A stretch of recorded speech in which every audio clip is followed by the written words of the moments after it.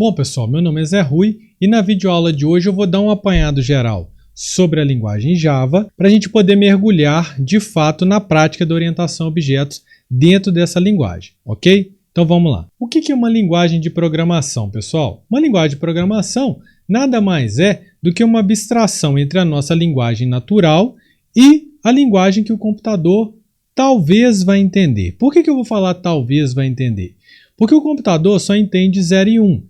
Tanto é que tem até um vídeo no canal que você pode ver lá em Algoritmos 1, quando eu explico isso melhor. Porque na realidade, a linguagem de programação é uma linguagem intermediária entre a linguagem de máquina, que o computador entende, assembler, 0 e 1, vamos dizer assim, e a nossa linguagem do português, do inglês, cada língua que nós conhecemos por aí. O Java, especificamente, teve uma sacada lá em 1995, quando foi criado, que, nesse caso, ele converte, ele traduz o que você escreveu em Java para bytecode. E aí, cada computador ou qualquer sistema embarcado que possua a Java Virtual Machine, ela vai fazer a conversão do bytecode para a linguagem de máquina e aquele sistema, aquele software vai funcionar naquele sistema embarcado, ok? Então, de forma geral, um programa Java ele é escrito na linguagem Java. Ao compilar esse programa, você não converteu ele para a linguagem de máquina, você converteu ele para um .class, que é um bytecode, e aí a JVM entra em ação aqui, como esse interpretador. Ou seja, cada máquina, seja Windows, seja Linux, seja Mac, seja qualquer outro sistema embarcado, que tenha instalado a JVM, vai conseguir interpretar esse bytecode, traduzindo ele para a linguagem de máquina que aquela máquina específica entende.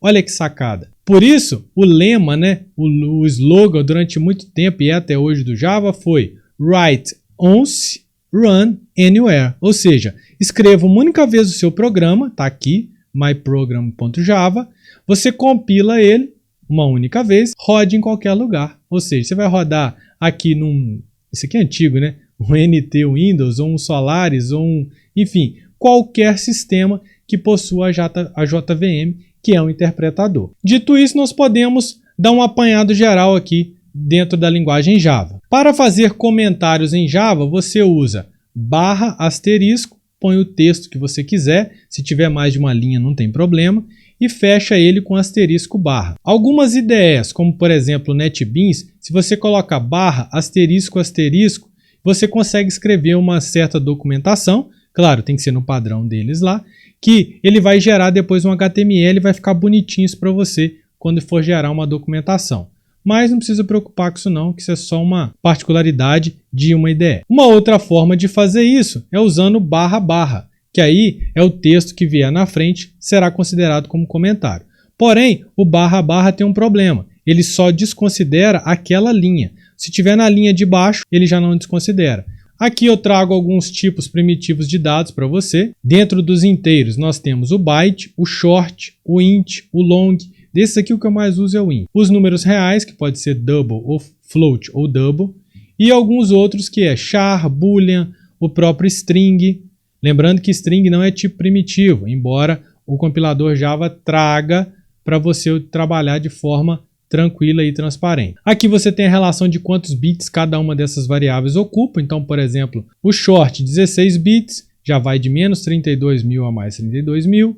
O inteiro 32 bits, o long 64 bits, o float 32 e o double 64. Só a título de curiosidade para vocês saberem mesmo. Na linguagem Java, ela trabalha com o sistema de caracteres Unicode, ou seja, tome cuidado com acentos, caracteres especiais, tá? Você também não pode usar, por exemplo, para nome de variáveis, nome de palavras-chave, por exemplo, while, if, que já são natos da linguagem, e não pode ser o nome de outra variável ou de classe. Como que você faz uma inicialização de variável em Java? Você declara uma variável, int i, recebe 10, simples assim. Ou simplesmente você coloca char c, aqui você só declarou, E aí na linha de baixo você atribui o valor, a letra x, dentro da variável letrinha, caractere, C. Variáveis constantes, pessoal, ou final, finais, que o Java trata aí. Em C++ você coloca const e declara normalmente. Aqui você coloca final float p. 13,14, 15, 9 e assim vai. Essa palavra-chave final também pode ser utilizada para métodos, e lembrando que os métodos finais não podem ter subclasses. Atenção para isso. Os operadores que nós temos em Java é muito similar aos de C++, C, C++, então a atribuição é um símbolo de igual. Os aritméticos, né, que é soma, subtração, produto, divisão e resto da divisão. Os unários, né, i++, que é como se fizesse i igual a i mais 1, e o menos menos, que é i igual a i menos 1. Os operadores relacionais ou lógicos, para você verificar se uma variável é igual a outra, você usa dois símbolos de igual, fique atento a isso. O diferente é exclamação igual, aqui o símbolo menor, maior, menor igual e maior igual. Ok, pessoal? Então aqui tem um exemplo de if else, não muda nada para o C++, quem está acostumado aí, C++, então é if a menor ou igual a 10, eu vou fazer o quê? Soma igual a soma mais a. Então, ou seja, tem um if, abre um bloco, coloco o else, a palavrinha do senão, caso isso aqui seja falso, ele vai entrar nesse bloco de comando aqui. Como que escreve um switch case em Java? Você vai usar a palavra-chave switch, aqui você coloca a sua variável, nesse caso eu estou usando um char, e aí você vai perguntar, caso C seja igual a 0, perceba que não tem o igual, é só a forma de eu ler isso, tá, pessoal? 2 pontos e automaticamente aqui eu construo o bloco de comando. Lembrando que no final desse bloco do switch case, use o comando break. Caso 1, 2 pontos, o comando isso. Eu coloquei aqui para imprimir na tela, né? System.out, println. Escolheu a opção 1. E o caso default vai ser disparado quando? Quando ele não casou no caso 0, quando ele não casou no caso 1, então ele vai para o caso default, que é System.out, demais opções. E aí atenção aqui também, ó, motivo de erro para vocês aí, ó. Fecha a chave e ponto e vírgula. A gente dá nada para esquecer esse ponto e vírgula aqui, tá, pessoal? Fica atento nele aí. Aqui eu mostro para vocês como que faz um for em Java, igual, idêntico ao C++ também, C++. Então, ó, for int igual a 0, para ir variando de 0 até menor ou igual a 10, indo de 1 em 1. O que eu vou fazer? Soma igual a soma mais i. O que esse programa faz? Soma os números de 0 até i. Isso aí. A mesma forma de fazer agora o do while. Você vai começar com o do, faz aqui o seu bloco de comando, que era soma igual a soma mais i. Lembrando que agora o passo não está dentro do for. Olha só, ele vem aqui na linha 6 e a condição é no final. E chama a atenção de novo para o ponto e vírgula. Como que se declara, como que se trabalha com vetores? Como que você declararia uma variável inteira? Não seria int a? Agora, vetor não é uma conjunção, um arranjo de muitas variáveis juntas? Então, se você quer fazer agora um vetor de inteiros, você simplesmente coloca int, abre e fecha colchete e o nome da sua variável, nesse caso vet. Para inicializar, você tem que falar qual a dimensão dele. Então você vai fazer vet igual new int, quantas posições você quer. Tá claro isso, pessoal? Aqui você apenas declarou. Você falou, ó, computador, eu vou querer usar um vetor, mas você não falou o valor, o tamanho dele, nem muito menos que você já vai começar a utilizá-lo. Então, na linha de baixo aqui, ele está fazendo new. New significa crie, novo, faça agora. Tá? Para mim, a estrutura de 10 inteiros sequenciais. É isso que você pediu. Se você quiser fazer tudo numa linha só, basta você juntar que vai funcionar. Um tipo, como eu falei, que não é primitivo, que não é nato da sua linguagem, mas é muito utilizado em Java, é o string. E aí aqui eu vou dar só um apanhado geral naquelas que eu acho que são as principais funções da string. Então, ó, eu vou criar uma string cujo nome da variável é CDE. E lá dentro eu vou colocar então, ó, abre aspas, CDE, fecha aspas. Então o que eu fiz? Eu fiz um vetor com 3 letrinhas. Só que muito mais fácil do que ficar criando int, vet, né? Só que isso só funciona, string só funciona para caracteres, para letras. Uma outra forma de fazer isso é criando uma variável que eu estou dando o nome para ela de data, que é do tipo char, ou seja, uma coleção de char, porque eu abro e fecho a colchete me lembra que isso é um vetor. E aí eu já inicializo ele com A na primeira posição, B na segunda, C na terceira. Beleza? Uma outra forma de fazer isso é você copiar, por exemplo, essa string aqui, que é um vetor de caracteres. Conseguem perceber que string é a mesma coisa que vetor de caractere? Isso aqui está te mostrando isso, ó, que a variável str, que é do tipo string, você está criando ela que também é do tipo string, só que está copiando tudo que tem dentro de data. Ele já faz automático para você. Então, str vai ter igualzinho o que tem dentro de data, que é ABC. E para somar duas strings? String a gente não soma, né? Eu não somo José com Rui, mas eu consigo juntar José com Rui e vira José Rui, que é o concatenação. Então, eu simplesmente uso o símbolo mais, que quando tem letras de um lado e letras do outro, ele simplesmente junta elas, concatena elas, tá? Aqui tem alguns métodos dentro da classe string que é muito bacana, muito bom de ser utilizado. Só a título de exemplo, ó, substring, ou seja, o que você imagina que esse método faça? Ele pega um pedaço da string. Esse aqui também, ó, to uppercase, ou seja, ele converte toda a sua escrita para caixa alta. To lowercase, outro muito bom, replace, né?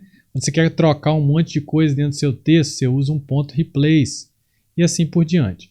À medida que você for amadurecendo na linguagem, você vai ficando familiarizado com cada uma dessas funções aí, que são os métodos da classe string. Agora então nós vamos fazer o nosso primeiro programa em Java. Tá aqui, ó. Eu tenho que criar uma classe que eu estou chamando de Hello World. Eu vou criar dentro dela uma função main, void main. Esse private é que ele é privado, somente a classe Hello World que vai usar. Aqui dentro você coloca system.out.println. Olá, mundo. Então, quando você quiser jogar alguma coisa na tela, que é o comando de impressão na tela vai ser system.out.print ou println.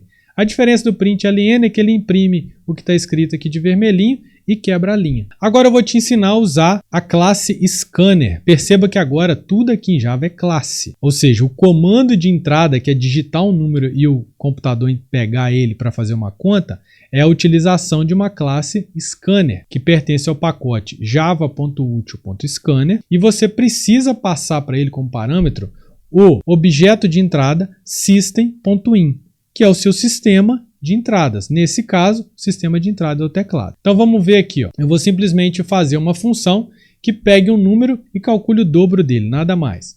Então, ó, tive que criar uma classe teste, um public static void main, isso aqui não vai mudar, você pode sempre copiar. E aí, começa na linha 6. Eu vou criar um objeto da classe scanner.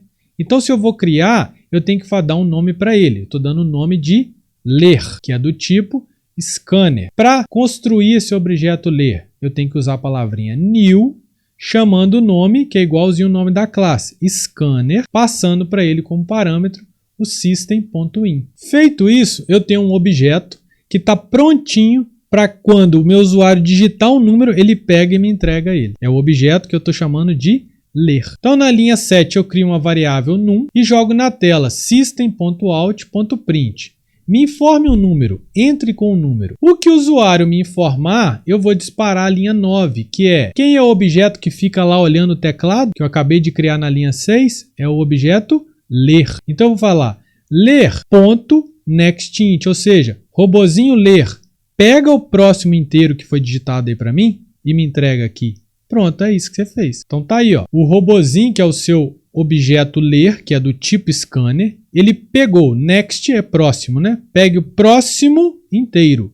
Ele vai capturar o que foi digitado lá no teclado e vai jogar dentro da variável num. Agora, o que eu faço para calcular o dobro? Simplesmente faço 2 vezes o número. Só que eu já estou imprimindo, ó. System.out é o dobro é parará 2 vezes num. Aí alguém pode perguntar, o que é isso aqui, Zé Rui? Percent D. Significa que ele vai substituir no lugar de percentual D esse valor dobro de um número. Beleza? É só isso. Então, quando você rodar esse programa, vai imprimir na tela entre com o número. Por exemplo, eu digitei 42.